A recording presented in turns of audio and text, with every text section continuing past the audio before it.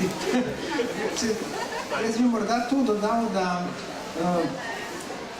tudi te teme, za katere morda mislimo, da jih obvladamo ali poznamo, to se pravi ustoličevanje gratanskih vojvod, brižinski spomeniki, Dalmatinova Biblija, torej nekaj, kar mislimo, da je bilo enkrat za vselej raziskano in je pač to znanje uskladiščeno v nekih knjigah, učbenikih, temu še zdaleč seveda ni tako. To so velike teme in k tem velikim temam se je treba vračati. Vsaka generacija se mora k temu vračati, ne samo zato, da obnovi to znanje, ne? Ker znanje se ne prenaša samoumevno, ampak se tudi izgublja. In Slovenci smo dokaz za to. Ampak tudi zato, ker ob vsakem novem vračanju k tem temam najdemo nove podrobnosti, nove razsežnosti tega dogajanja. In kot vidimo, so tudi take 1000 let stare teme, se pravi kot ustoličevanje, brižinski spomeniki pomembni, ravno sedaj se znova razumemajo polemike o tem, kako je star narod smo Slovenci, kaj pomeni tradicija slovenskega jezika in tako naprej. Tako da ta vprašanja, tudi ta tradicionalna velika vprašanja moramo kar naprej odpirati še naprej. Seveda moramo imeti posluh tudi za tiste teme, ki še niso raziskane, recimo plemiško zgodovino, ki je bila dolgo časa nezaželena, pravzaprav že od začetka 20. stoletja, še posebej pa po drugi svetovni vojni. In pa potem seveda vpliv teh velikih držav, kultura velikih držav, v katerih smo Slovenci sobivali in ki nas je v bistvu bogatila, čeprav so nas učili nasprotno, se pravi, torej Habsburška monarhija, Beneška republika na obali in tako naprej. Vse to so stvari, ki se jih moramo Slovenci še naučiti. Kar se tiče arheologije,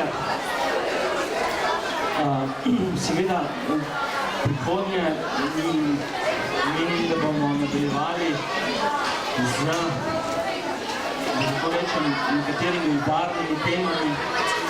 Namreč, čeprav je zemlja Slovenije in pikica že na zemljevidu Evrope, kar šele sveta, je to zemlje v zgodovini dalo kar nekaj eminentnih stvari. Omenil sem že Piščal iz Divjih Bab. Morda ste prezrli, ampak pred, mislim, da 2 leti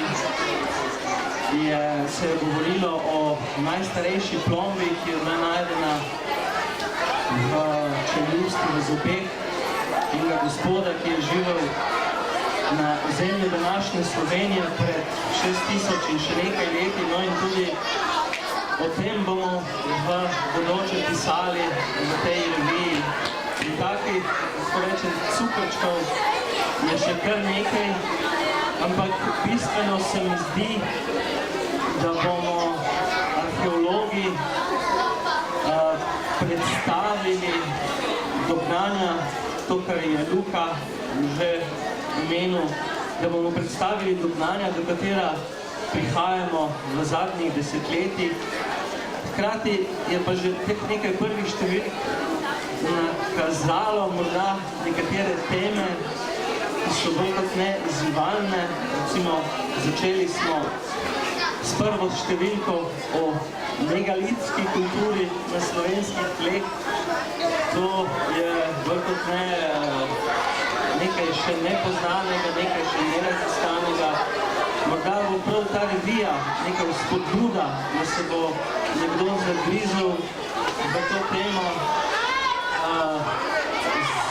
strokovne plati. Hkrati se mi zdi, da je treba nadaljevati s predstavitvijo arheoloških obdobij. Recimo tukaj predvsem antiko izredno dobro pokrivamo, imamo lepo število vrhunskih strokovnjakov, enako se mi zdi tudi za prazgodovino in v zadnji številki je šel tudi prispevek o zgodnjih Slovanih. To je obdobje, ki je arheološko še zmeraj zelo slabo raziskano. No in morda tudi tukaj vidim, da bo ta revija nekako spodbudila stroko, da se bo bolj posvetila tej, da tako rečem, zelo občutljivi temi v tem našem okolju. Igor, bi ti kaj rekel? Igor?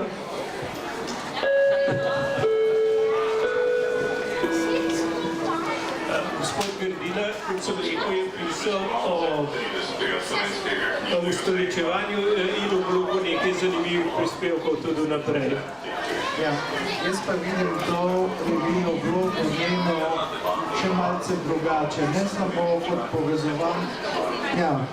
samo kot povezovanje med stroko in laičnim bralstvom, ampak seveda tudi med šolo. Naši šoli mnogo kaj manjka, naši šoli manjkajo poglavja zgodovine in ji predvsem manjkajo imena.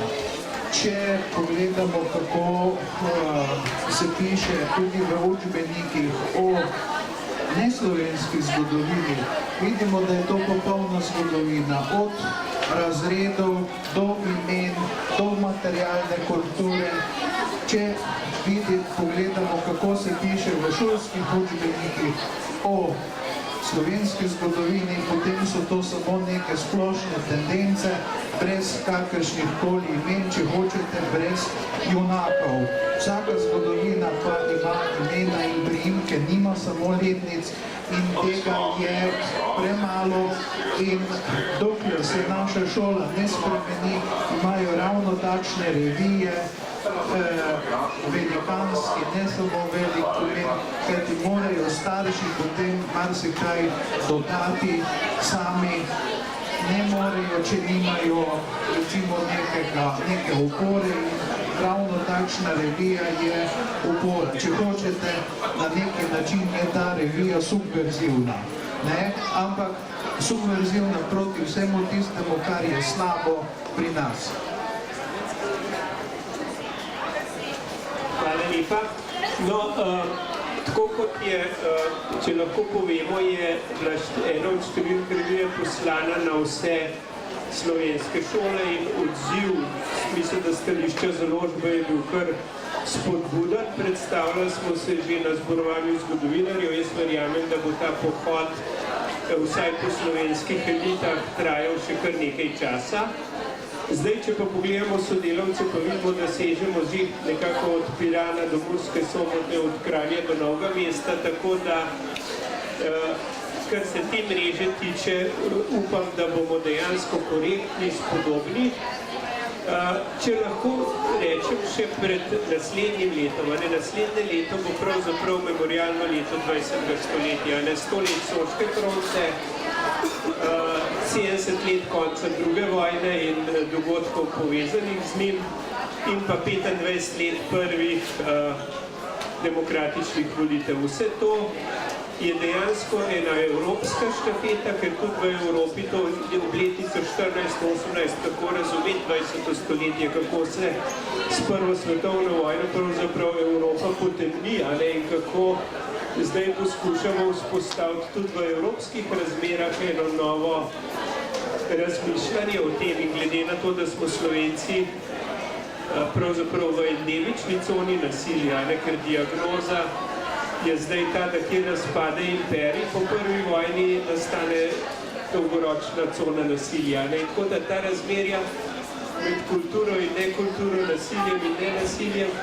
so tudi tista, ki nas nedvomno vežejo v razumevanje tega prostora. In zdaj potem je tudi obletnica kmečkih putov in tako naprej. Skratka, cel kup zadev, ki nas preprosto vabijo k dialogu. Jaz verjamem, da smo tako založbe kot Vrdifa pripravljeni revijo tudi predstavljati na okrog in se mi zdi, da naprimer smo zdaj dobili tudi od zunaj že nekaj ponudb za objavo, da bomo tudi verjetno saj pri publiki, ki kolikor toliko zna slovensko ali pa glede na likovno kvaliteto revije, za katero je zaslužen predvsem Klemen Kunavar, da če ne drugega bodo pa po svetu slikce gledali, ampak jaz verjamem, da je to en produkt, ki ga, če zdaj slovensko konkurenco gledamo v Illustrated History pa v teh zadevah, da tukaj smo lahko kar zadovoljni. Zdaj vprašal bi kdo od avtorjev ali kdo drug od publike še kaj rekel, vprašal,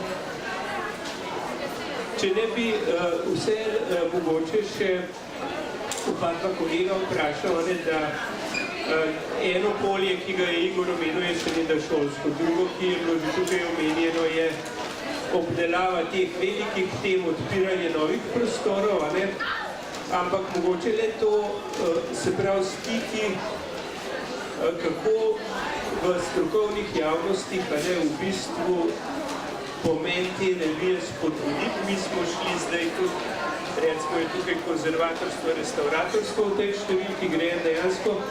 In jaz verjamem, da je tudi iskanje strok, ki v take revije ne pričakuje. Jaz bi želel, da bi kdo od kriminalistov kakšen velik primer opisal, kdo od sodnikov, da bi dobil več poglavij iz gospodarske zgodovine in tako naprej. Kako vidva, kaj še mogoče tudi zunaj Slovenije iskati kot teme, ki bi